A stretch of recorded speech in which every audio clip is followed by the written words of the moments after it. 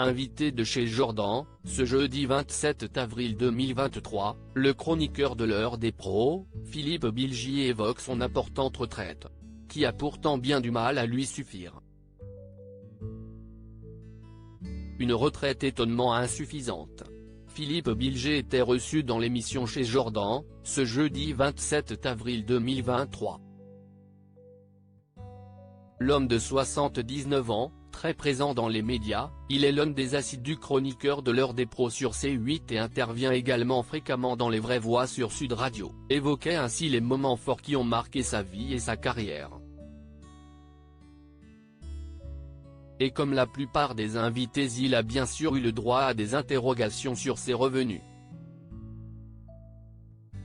Celui qui a pris sa retraite d'avocat général le 1er septembre 2019, a donc dû se confier sur le montant de sa pension. Un divorce calamiteux qui m'a coûté une fortune. Ma retraite est de l'ordre de 4 500, 5 000 €, grosso modo, a révélé l'acolyte de Pascal Praud, avant d'ajouter, puisque vous me posez une question personnelle, elle est complètement absorbée par mon loyer et par ma pension alimentaire.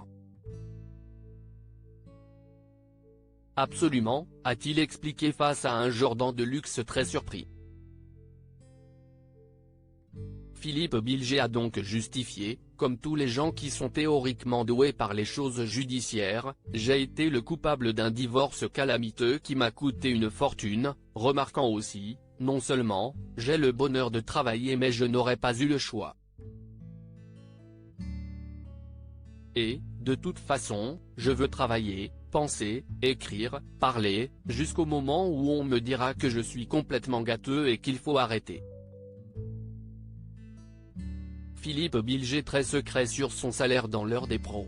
S'il a fait preuve d'une très grande transparence en ce qui concerne le montant de sa retraite, Philippe Bilgier s'est montré bien plus frileux au moment d'évoquer son salaire de chroniqueur, que ce soit sur CNU, ou sur Sud Radio.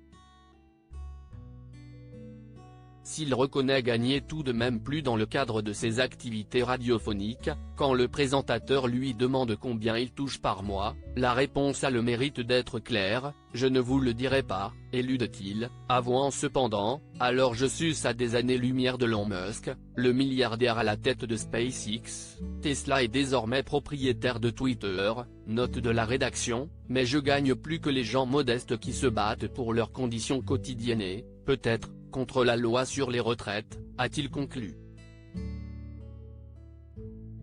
À lire aussi Charles Consigny dans On PC, Philippe Bilgier s'explique après son tweet jugé homophobe, vidéo, télé loisirs.